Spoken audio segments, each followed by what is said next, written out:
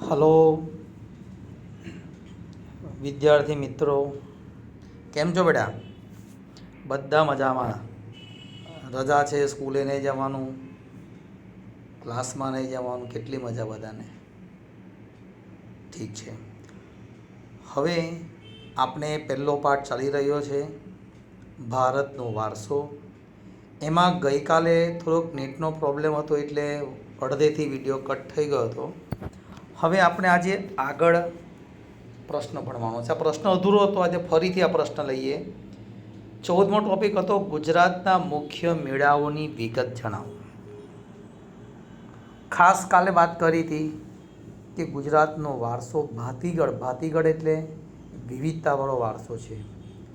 ગુજરાતમાં જે મેળાઓ ભરાય છે એ પણ ધાર્મિક રીતે અને ઋતુઓ પ્રમાણે એને ગોઠવાયેલા છે. આપણે ગુજરાતના મુખ્ય મેળાઓની વાત કરવાની છે, તો બરાબર ધ્યાન આપજો કે ગુજરાતની ભાતીગળ સંસ્કૃતિમાં વિવિધ સ્થળોએ પરંપરાગત રીતે ધાર્મિક સામાજિક મહત્ત્વ ધરાવતા મેળાઓ યોજાય છે. જે પૈકી મુખ્ય મેળાઓની વિગત નીચે પ્રમાણે છે. તમારે સરસ ચિત્ર સાથે આપેલા છે. આપણે મેળાનું નામ અને કઈ જગ્યાએ મેળો થાય છે બ્રેકેટમાં આપણે લખવાનું છે.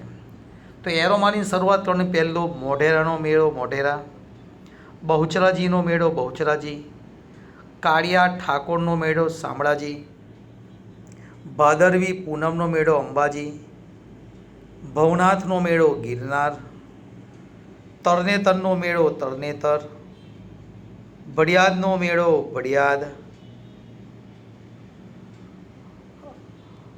નકળંગનો મેળો ભાવનગર, માધવપુરનો મેળો માધવપુર, વૌઠાનો મેળો ધોળકા, મીરાદાતાનો મેળો ઉનાવા, ડાંગ દરબારનો મેળો આહવા, ગોળ ગધેડાનો મેળો ગરબાડા.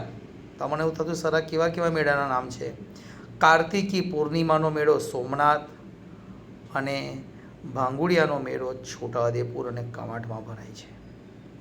આ ગુજરાતમાં ભરાતા બહુ પ્રખ્યાત વિવિધ મેળાઓ છે. આ દરેકને તમારે યાદ રાખવાના છે.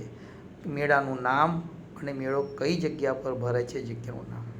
આ પણ પ્રશ્ન 2 માર્કમાં પૂછાય છે કે ગુજરાતના મુખ્ય મેળાઓની વિગત જણાવો. બહુ સહેલો પ્રશ્ન છે. PDF મોકલી છે, ચોપડામાં તમારે લખીને એને તૈયાર કરી દેવાનું છે. હવે આગળ આજે નવા પ્રશ્નની શરૂઆત કરીએ. 15મો ટોપિક છે ભારતના પ્રાકૃતિક વારસો અને સાંસ્કૃતિક વારસા વચ્ચેનો તફાવત જણાવો. મોસ્ટ IMP પ્રશ્ન. આ પાઠમાં આપણે પ્રાકૃતિક વારસાની વાત કરી ગયા છે અને સાંસ્કૃતિક વારસાની વાત ચાલી રહી છે અત્યારે. તો ચોપડીમાં ધ્યાન. પહેલાં કઈ બાબતો છે અંદર. પહેલો ટોપિક બહુ સરસ વાત છે આ. તો કે ભારતના પ્રાકૃતિક વારસામાં પર્વતો, નદીઓ, ઝરણા, નદીઓ, ખીણ પ્રદેશો, જંગલો, મેદાનો, રણ પ્રદેશો, સાગરો, દરિયા કિનારા, ઋતુઓ, વૃક્ષો, વનસ્પતિઓ, જીવજંતુઓ, પશુ પક્ષીઓ વગેરેનો સમાવેશ થાય છે. સામેની બાજુ જ્યારે ભારતના સાંસ્કૃતિક વારસામાં રાજમહેલો, ઇમારતો, શિલાલેખો, સ્તૂપો, ચૈત્યો, વિહારો, મંદિરો, મસ્જિદો, મકબરા, ગુંબજો, કિલ્લાઓ, દરવાજાઓ, પૌરાણિક અને ઉત્ખનન કરેલા સ્થળો, જળાશયો, આપણા સ્વાતંત્ર્ય સંગ્રામના ઐતિહાસિક સ્થળો અને સ્મારકો વગેરેનો સમાવેશ થાય છે. આ પહેલો ટોપિક બરાબર ધ્યાનથી લખવાનો. કઈ બાબતો લખો એટલે એક ટોપિક થઈ ગયો. હવે બંને વારસાની જે વિશેષતા છે તો કે પ્રાકૃતિક વારસો પ્રકૃતિ મતલબ કુદરતે સર્જેલો છે, જ્યારે સાંસ્કૃતિક વારસો માનવ સર્જિત છે. ત્રીજો ટોપિક તે પ્રકૃતિ તરફથી મળેલી અમૂલ્ય ભેટ છે. અને સાંસ્કૃતિક વારસામાં તો કે તે પૂર્વજો તરફથી મળેલી અમૂલ્ય ભેટ છે. પૂર્વજોએ આપણને આપેલી છે, પેઢી દર પેઢી વારસાને આપણે સાચવી રાખ્યો છે. અને ચોથો ટોપિક તેને સાંસ્કૃતિક વારસાના ઘડતરમાં અમૂલ્ય ફાળો આપ્યો છે, જ્યારે તેનો વિકાસ ઐતિહાસિક યુગોની સાથે થયેલો. જેમ યુગો વીતતા ગયા તેમ એનો વિકાસ થતો ગયો અને એની સાથે સંકળાયેલો છે. આ પ્રશ્ન મોસ્ટ IMP છે કે ભારતનો પ્રાકૃતિક વારસો અને સાંસ્કૃતિક વારસા વચ્ચેનો તફાવત. હવે 16મો ટોપિક છે, આપણે ખાસ આપણે યાદ રાખવાનો છે. ચિત્ર જોઈને તમે થોડુંક સમજી શકો છો કે આપનો સાંસ્કૃતિક વારસો અને પ્રાકૃતિક વારસો પરસ્પર ગાઢ સંબંધ ધરાવે છે. એમ શા પરથી કહી શકાય? મોસ્ટ ટાઈમથી પ્રશ્ન આપણને કે આપણો સાંસ્કૃતિક વારસો અને પ્રાકૃતિક વારસો બંને પરસ્પર ગાઢ સંબંધ ધરાવે છે એવું શા પરથી કહી શકાય? તો જુઓ જવાબ એનો, તો કે નદીઓ, પર્વતો, વૃક્ષો, પ્રાણીઓ તેમજ જળ, વાયુ, અગ્નિ અને આકાશ જેવી પ્રકૃતિની શક્તિઓને ભારતીય સંસ્કૃતિએ દેવી રૂપ આપ્યું છે. આ બધાની આપણે પૂજા કરીએ છીએ. ચિત્રમાં જો બરાબર આપણે નદીઓ, પર્વતો, વૃક્ષો, પ્રાણીઓ, જળ, વાયુ, અગ્નિ, આકાશ વગેરેને આપણે પૂજા કરીએ છીએ અને દેવી રૂપ આપ્યું છે. આપણે નદીઓને આપણે લોકમાતા તરીકે પવિત્ર ગણીને પૂજીએ છીએ. પીપળો, વડ, તુલસીને પવિત્ર ગણીને તેને ધાર્મિક મહત્વ આપ્યું છે. પીપળાની પૂજા, વડની પૂજા, તુલસીની પૂજા કરીએ છીએ. આપણે કેટલાક પશુ પંખીઓને આપણે દેવી દેવતાઓનું વાહન તરીકે પણ સ્વીકારવામાં આવ્યા છે. દાખલા કે વિષ્ણુનું વાહન ગરુડ. કેટલાક શાસ્ત્રીય રાગો છે આપણા, એ દિવસના જુદા જુદા પ્રહરો પર આધારિત છે. આયુર્વેદિક પદ્ધતિ, યુનાની પદ્ધતિ અને નેચરોપેથી પદ્ધતિ વગેરે સંપૂર્ણપણે પ્રકૃતિ પર, કુદરત પર આધારિત છે. આ પરથી કહી શકાય કે આપણો સાંસ્કૃતિક વારસો અને પ્રાકૃતિક વારસો પરસ્પર ગાઢ સંબંધ ધરાવે છે. અને આ નવું નથી, આ તો તમે જાણો જ છો બધું કે આપણા દેશની સંસ્કૃતિ આ પ્રમાણે છે. આ ટોપિકને બરાબર ધ્યાનથી લખીને તૈયાર કરવાનો છે. આગળ ટોપિક જોઈએ આપણે, નવો ટોપિક કે પ્રાચીન પ્રજા તરીકે નેગ્રીટો. આપણે હવે પરિચય મેળવવાનો છે ભારતમાં આવેલી અને વસેલી પ્રાચીન પ્રજાઓ વિશે. એમાં ભારતની સૌથી પ્રાચીન પ્રજાથી શરૂઆત કરીએ તો કે પ્રાચીન પ્રજા તરીકે એક પ્રજાનું નામ છે નેગ્રીટો, જે બીજા હબ્સી નામથી ઓળખાય છે. એનો પરિચય આપવાનો છે. સર, આપણા દેશમાં નેગ્રીટો, હબ્સીઓ ક્યાંથી આવ્યા, કેવી રીતે આવ્યા? આજે તો આપણા દેશમાં બધા જોવા નથી મળતા. એનું કારણ છે તેઓ ભારતીય સંસ્કૃતિમાં ભળી ગયા, અને એવા ભળી ગયા કે આજે આપણે એમને ઓળખી શકતા નથી. તો પહેલી પ્રાચીન પ્રજામાં નેગ્રીટો વિશે વાત કે 2 માર્કનો પ્રશ્ન. તો કે નેગ્રીટો અથવા નિગ્રો જાતિ, અને બીજું નામ છે એમનું હબ્સીઓ, ભારતના સૌથી પ્રાચીન નિવાસીઓ છે. બેટા યાદ રાખજો એક વિકલ્પ પ્રશ્ન તરીકે કે ભારતના સૌથી પ્રાચીન નિવાસીઓ કોણ છે? તો કે નેગ્રીટો. કેટલાક ઇતિહાસકારોનું માનવું છે કે નેગ્રીટો અથવા નિગ્રો આફ્રિકામાંથી બલુચિસ્તાનના રસ્તે થઈને ભારતમાં આવેલા. તેઓ વર્ણે શ્યામ, 4 થી 5 ફૂટ ઊંચા અને માથે વાંકડિયા વાળ ધરાવતા હતા. આ 3 ટોપિક યાદ રાખવાના છે. 2 માર્કનો પ્રશ્ન અતિ મહત્વનો કે નેગ્રીટો પ્રજા વિશે માહિતી આપો. તો ફરી તો કે નેગ્રીટો ભારતમાં સૌથી પ્રાચીન નિવાસીઓ છે. કેટલાક ઇતિહાસકારો એવું માને છે કે નેગ્રીટો અથવા નિગ્રો આફ્રિકામાંથી બલુચિસ્તાનના રસ્તે થઈને ભારતમાં આવેલા. તેઓ દેખાવ કેવો હતો? તો કે તેમનો વર્ણ શ્યામ, 4 થી 5 ફૂટ ઊંચા અને માથે વાંકડિયા વાળ ધરાવતા હતા. ત્યાર પછીની બીજી પ્રજા છે દ્રવિડ પ્રજા. દ્રવિડ સંસ્કૃતિ વિશે વાત કરવાની છે. આ પણ પ્રશ્ન મોસ્ટ આઈએમપી છે બેટા, બરાબર ધ્યાનથી સમજવાનો છે કે દ્રવિડો કોણ? તો કે દ્રવિડ મૂળ ભારતના જ હતા.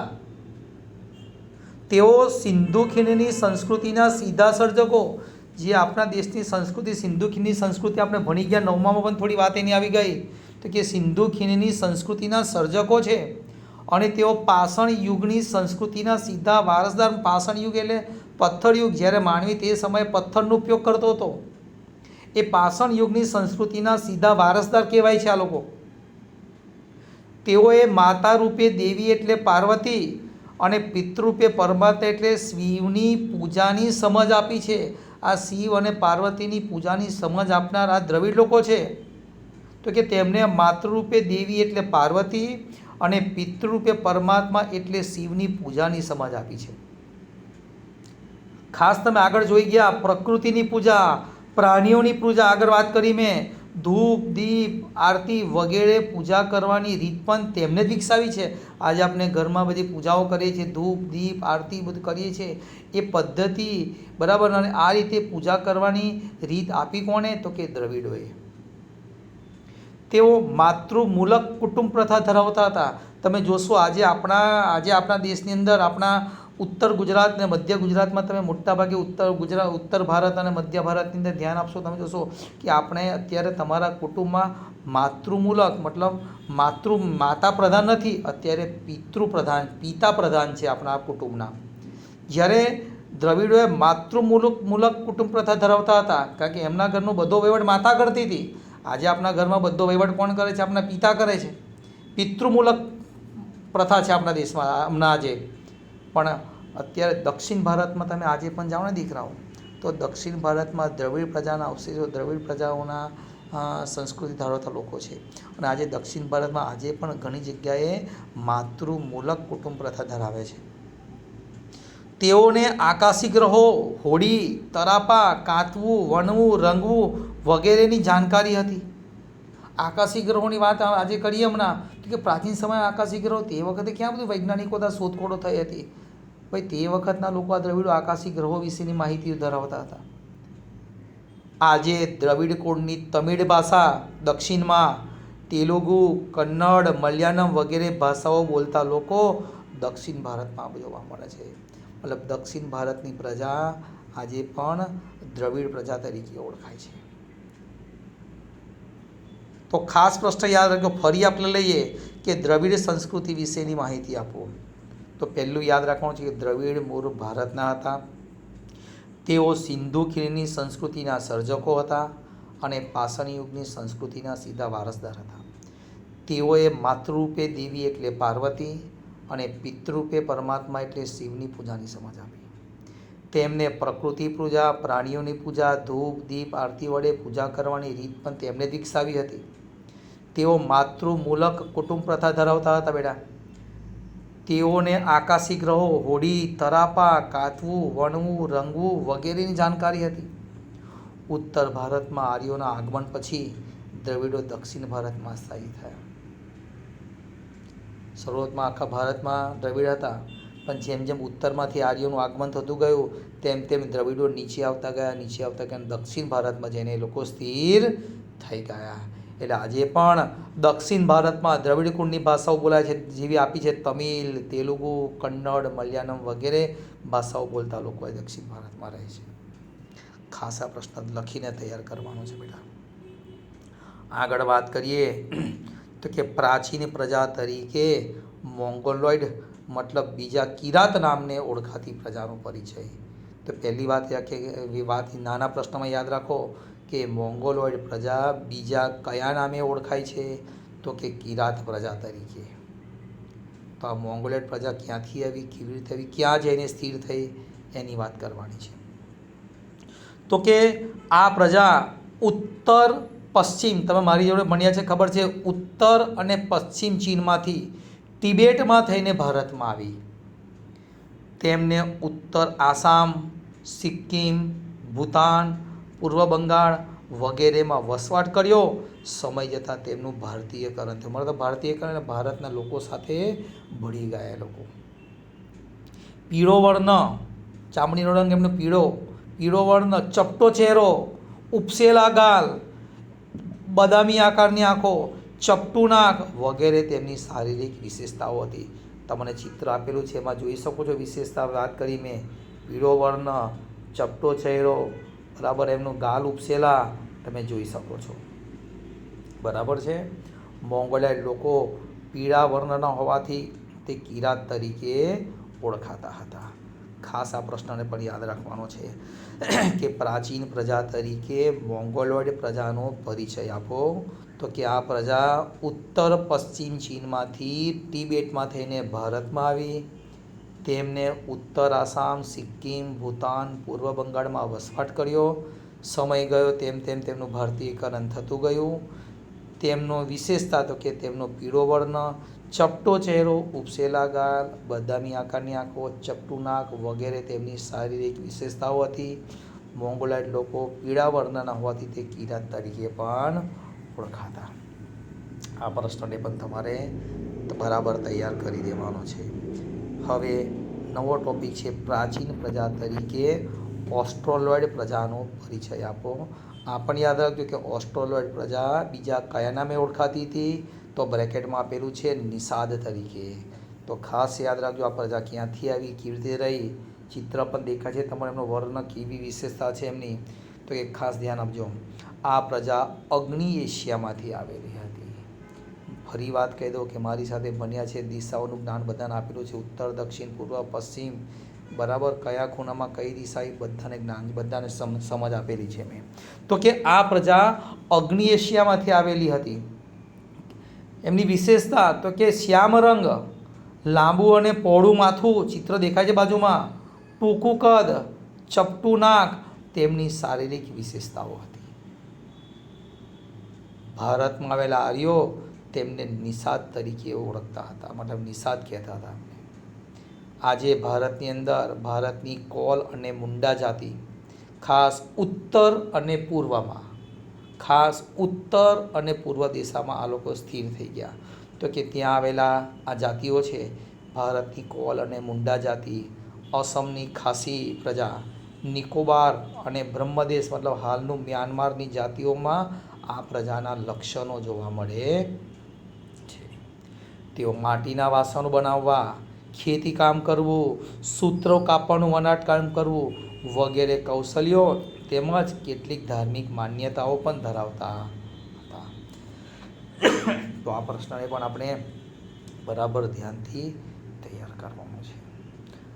આગળની આપણી છેલ્લી પ્રજા એમ કહીએ તો ચાલે, સૌથી આગળ પડતી અને સૌથી સભ્ય બરાબર ધરાવતી પ્રજા તો કે આર્ય પ્રજા, એના વિશે વાત કરવાની છે. અને એમાં પણ બીજું નામ એમનું છે આર્યો બીજા કયા નામે ઓળખાતા હતા, તો કે આર્યો બીજા નોર્ડિક પ્રજા તરીકે ઓળખાતા હતા. બરાબર. અને આજે પણ તમે જોશો કે ભારતની સંસ્કૃતિને તમે સિરિયલો જૂની જોતા હશો, બરાબર, તેમાં તમે ધ્યાન આપતા હશો કે ભારતની સંસ્કૃતિને બીજા કયા નામથી, તો કે આર્ય સંસ્કૃતિ તરીકે ઓળખાય છે. આર્યોની સંસ્કૃતિ કહેવાય છે ભાઈ ભારત.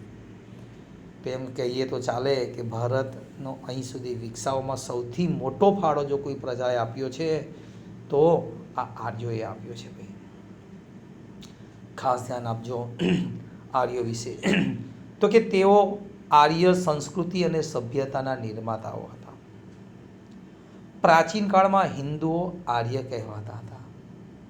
પ્રાચીન કાળમાં જેટલા હિન્દુઓ હતા, હિન્દુઓ બધા આર્ય તરીકે, આ મૂળ પ્રજા ભારતની છે. તેઓ અન્ય સમકાલીન પ્રજા કરતાં વધુ વિકસિત હતા. મેં કીધું ને, જેટલી પ્રજા બન્યામાં સૌથી વધારે વિકસિત હોશિયાર જો કોઈ પ્રજા હોય તો આર્યો હતા. તો ફરી ટોપિક બરાબર ધ્યાન આપજો. તેઓ આર્ય સંસ્કૃતિના અને સભ્યતાના નિર્માતાઓ હતા. પ્રાચીન કાળમાં હિન્દુઓ આર્યો કહેવાતા હતા અને તેઓ અન્ય સમકાલીન પ્રજા જે ઉપરની પ્રજા બન્યા એ બધા કરતાં વધારે વિકસિત હતા. ખાસ યાદ રાખજો. તેમને ભારતની અન્ય પ્રજાની સંસ્કૃતિઓના ઉમદા તત્વો અપનાવીને, મતલબ સારા સારા તત્વો અપનાવીને એક સમન્વયકારી, મતલબ એક સમન્વયકારી એટલે આપણે ભેગી થયેલી એક નવી સંસ્કૃતિનું સર્જન કર્યું છે. આર્યો પ્રકૃતિ પ્રેમી હતા, પ્રકૃતિને બહુ માનતા હતા, પ્રકૃતિની પૂજા કરતા હતા. તેઓ વૃક્ષો, નદીઓ, પર્વતો, સૂર્ય, વાયુ, વરસાદ વગેરેની પૂજા આરાધના કરતા હતા. ખાસ યાદ રાખજો આર્યો કોની પૂજા કરતા હતા. તેમને પ્રકૃતિના તત્વોની સ્તુતિઓ રચી હતી. આજે આપણા ગ્રંથોમાં જે પ્રકૃતિઓ પર આધારિત સ્તુતિઓ છે, જે શ્લોકો છે, એમની રચના આર્યોએ કરી હતી. સમય જતાં તેમાંથી યજ્ઞ, યાગાદી ધાર્મિક ક્રિયાઓ ભારતમાં થઈ. આજે ભારતમાં યજ્ઞ, યાગાદી ધાર્મિક ક્રિયાઓ શરૂ થઈ છે, એ આમાંથી શરૂ થઈ છે. એની શરૂઆત કરનાર કોણ હતા? આર્યો હતા બેટા. આર્યોની મુખ્ય વસ્તીવાળા પ્રદેશોને આર્યવર્ત નામ આપ્યું હતું. મહાભારતમાં તમે નામ સાંભળો આર્યવર્ત. જે પાંડવો અને કૌરવોનું રાજ્ય હતું આર્યવર્ત તરીકે ઓળખાતું હતું. તો કે આર્યોની મુખ્ય વસ્તીવાળા પ્રદેશોને આર્યવર્ત નામ અપાયું હતું. આર્યો શરૂઆતમાં વાયવ્ય ભારતમાં રહેતા હતા. ત્યાં 7 મોટી નદીઓ વહેતી હતી, તેથી તે પ્રદેશને સપ્ત સિંધુ નામ આપવામાં આવ્યું હતું. અને વર્ષો બાદ ખોદકામ કરતાં પછી જે સંસ્કૃતિ મળી આવી એને આપણે સિંધુ ખીણની સંસ્કૃતિ તરીકે ઓળખીએ છીએ. આર્ય રાજા ભરત અને ભરત જાતિના નામ પરથી આપણો દેશ ભરતભૂમિ, આપણા દેશનું નામ ભારત કેવી રીતે પડ્યું જુઓ કે આર્યોનો રાજા ભરત કે ભરત જાતિના નામ પરથી આપણો દેશ ભરતભૂમિ, ત્યાર પછી ભરતખંડ, ત્યાર પછી ભારત વર્ષ અને અત્યારે ભારત જેવા નામથી ઓળખવા લાગ્યો છે. ખાસ આ પ્રશ્નને પણ તમારે તૈયાર કરવાનો છે કે આર્યોની ટૂંકનો 2 માર્કની અંદર, બરાબર છે. આની PDF મેં હું આપેલી છે, બરાબર છે. હવે છેલ્લી વાત કરીએ. છેલ્લી પ્રજા ભારતની પ્રાચીન પ્રજા તરીકે અલ્પાઇન, ડિનારિક અને આર્મેનોઇડ પ્રજાનો પરિચય આપવો. તો કે આ પ્રજા પણ મધ્ય એશિયામાંથી ભારતમાં આવી હતી. આ ત્રણેય જાતિઓ સમાન શારીરિક લક્ષણો ધરાવતી હતી. આ પ્રજાના અંશો આજે ગુજરાતમાં, આપણે ગુજરાતમાં રહીએ છીએ ભાઈ, એટલે આપણી અંદર આના અંશો ખરા ભાઈ. તો કે આ પ્રજાના અંશો ગુજરાત, સૌરાષ્ટ્ર, મહારાષ્ટ્ર, બંગાળ, ઓડિશા વગેરે પ્રદેશોમાં વ્યાપક પ્રમાણમાં જોવા મળે છે. ખાસ આ પ્રશ્નને પણ યાદ રાખજો કે પ્રાચીન પ્રજા તરીકે અલ્પાઇન, ડિનારિક અને આર્મેનોઇડ પ્રજાનો પરિચય આપો. આ પ્રજા મધ્ય એશિયામાંથી ભારતમાં આવી હતી. આ ત્રણેય જાતિઓ સમાન શારીરિક લક્ષણો ધરાવતી હતી.